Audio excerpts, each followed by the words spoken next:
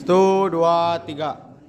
Sebelum kita mulai diskusi ini, mari kita mulai dengan salam. Assalamualaikum warahmatullahi wabarakatuh. Waalaikumsalam warahmatullahi wabarakatuh. Berdirinya kami di sini akan menjelaskan tentang sistem Pancasila. Saya di sini Gregor sebagai moderator. Saya memperkenalkan anggota-anggota kelompok saya dimulai dari Rehan. Saya Rehan Pancasila. Saya Nuki. Saya Diri. Saya Kina Naya Maulani. Saya Ari Putri Pertasifak. Saya Fitri Adhani Lajmi. Aku Sonia Noviarti.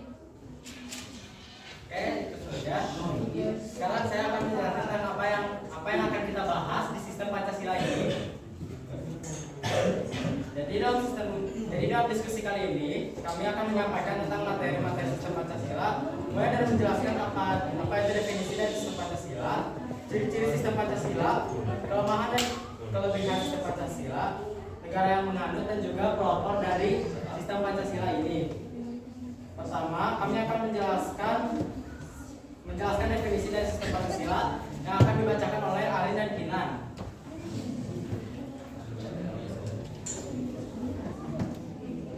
Yang pertama, sistem Pancasila. Sistem Pancasila adalah ideologi negara Republik Indonesia yang berdasarkan pada 5 prinsip. Nah, 5 prinsip dasar tersebut yaitu yang pertama, ketuhanan yang Maha Esa. Prinsip ini menekankan pentingnya kepercayaan kepada Tuhan dan menghormati nilai-nilai agama. Nah, yang kedua ada prinsip kemanusiaan yang adil dan beradab. Nah, prinsip ini menekankan pentingnya menghormati hak asasi manusia. Yang ketiga, persatuan Indonesia. Prinsip ini menekankan pentingnya kesatuan dan persatuan bangsa Indonesia serta menghormati keberagaman budaya dan agama. Nah, yang keempat ada prinsip kerakyatan yang dipimpin oleh hikmat kebijaksanaan dalam permusyawaratan perwakilan. Nah, prinsip ini menekankan pentingnya demokrasi dan pengambilan keputusan yang bijak melalui musyawarah mufakat. Nah, yang terakhir, yang kelima, keadilan sosial bagi seluruh rakyat Indonesia. Prinsip ini menekankan pentingnya keadilan sosial dan kesetaraan bagi seluruh rakyat Indonesia serta menghormati hak-hak sosial dan ekonomi. Nah, dengan kelima prinsip dasar tersebut, Pancasila menjadi landasan bagi kehidupan berbangsa dan bernegara di Indonesia. Pancasila juga menjadi pedoman dalam membuat keputusan dan kebijakan negara serta menjadi simbol identitas dan kebudayaan di Indonesia. Baik, terima kasih kepada Arin dan Kinan yang sudah menjelaskan tentang sistem definisi dari sistem Pancasila. Selanjutnya, kami akan menjelaskan tentang ciri-ciri dari sistem Pancasila yang akan dibacakan oleh Fitria dan Sonya. Oke, ciri-cirinya itu dibagi menjadi 6 poin, yaitu ada kedaulatan rakyat, musyawarah mufakat, dan kekeluargaan dan gotong royong.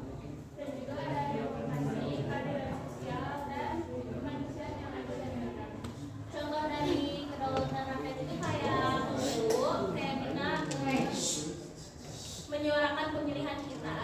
Terus kalau musyawarah mufakat itu kayak rapat-rapat DPR, rapat RT, rapat apapun itu, misalnya pemilihan KM, sekretaris, dan keluargaan dan gotong royong itu seperti kerja bakti,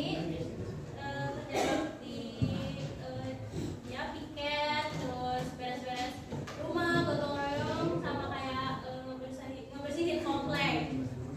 Dan demokrasi contohnya seperti berpartisipasi dalam pemilu kayak memilih ketua OSIS, presiden, sama yang lainnya. Terus keadilan sosial kayak menghormati pendapat orang lain, terus bergotong royong, kayak membersihkan tempat.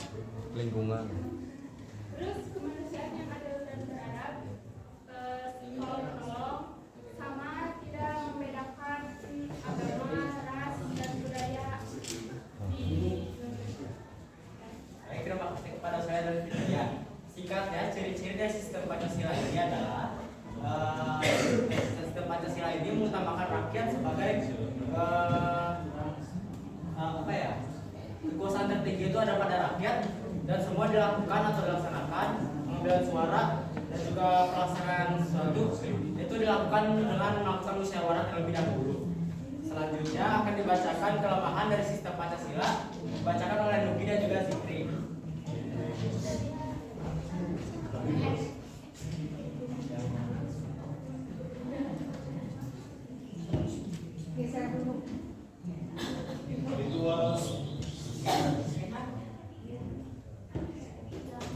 Jadi yang ketiga ada kelemahan sistem Pancasila dibagi menjadi 4, yaitu 1, implementasi tidak konsisten, yaitu nilai-nilai Pancasila yang sering tidak diterapkan dalam kehidupan nyata. Yang kedua,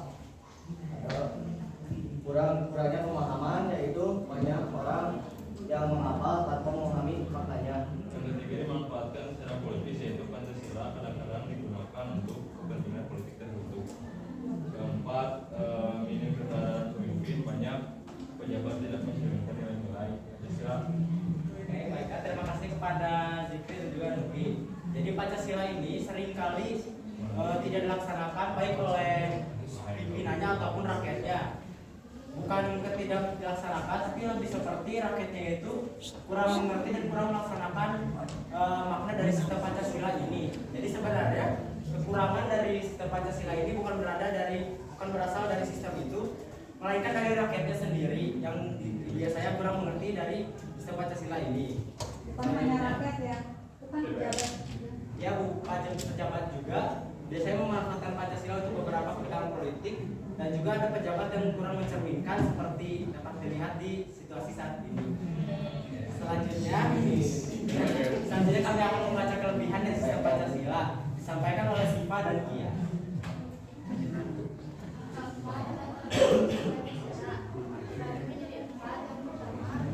Mengakomodasi keanekaragaman Pancasila dapat menyatukan berbagai suku, agama, dan budaya di Indonesia. Yang ketiga, memberikan arah bagi pembangunan. Yang kedua, mewujudkan nilai-nilai luhur seperti gotong royong, keadilan, dan kemanusiaan. Contohnya gotong royong kayak membersihkan lingkungan sekitar, terus keadilan adil dalam membagikan tugas kelompok atau prestasi. Contoh kemanusiaan seperti teman pendidikan bersedikit. Yang ketiga memberikan arah bagi pembangunan, yaitu arah pembangunan nasional dan menjadi pedoman bagi pemerintah dan masyarakat. Yang keempat, meningkatkan kesadaran nasional, dapat meningkatkan kesadaran nasional dan rasa cinta air di kalangan masyarakat. Contohnya mengikuti acara bendera, mengikuti acara-acara kebudayaan kayak Terima kasih untuk Siva dan Kia. Jadi seperti apa yang sudah disampaikan oleh Siva dan Kia, sebenarnya dari sistem Pancasila ini memiliki keuntungan, yaitu membangun solidaritas di antara rakyat dan juga menyatukan berbagai suku dan agama melihat dari keanekaragaman di Indonesia. Karena poin-poin seperti kemanusiaan yang adil dan beradab dan juga ketuhanan yang maha esa itu bisa membangun rasa toleransi yang tinggi. Namun kekurangannya itu ya kembali lagi kepada rakyat. Kelebihan ya, kita jangan bahas kekurangan. Yang selanjutnya penyampaian tentang negara yang menganut dan juga tokoh-tokoh pelopor Pancasila akan dibacakan oleh Rehan dan saya. Silakan Rehan. Ya, di poin yang ke-6 ini saya akan menjelaskan tentang negara yang menganut sistem Pancasila. Sebagai yang menganut sistem Pancasila, adalah Indonesia, dan hanya Indonesia sebagai pelopor dan dasar negara itu sendiri.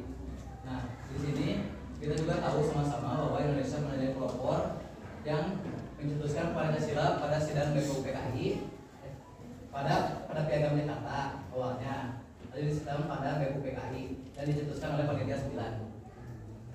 Oke, selanjutnya saya akan menjelaskan nama tokoh yang menjadi pelopornya.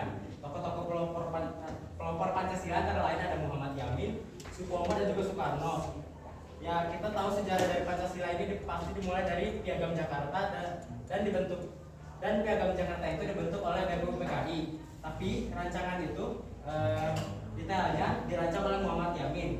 Lalu Supomo dan Soekarno ini memberikan opini-opini mereka untuk menyempurnakan Piagam Jakarta tersebut yang akhirnya disebut sebagai Pancasila. Baik, itu saja dari kami. Untuk teman-teman, siapa tahu ada yang ingin bertanya, kurangnya materi atau sesuatu yang bisa ditanyakan. Mulai dari Mulai dari belakang dari Kumai.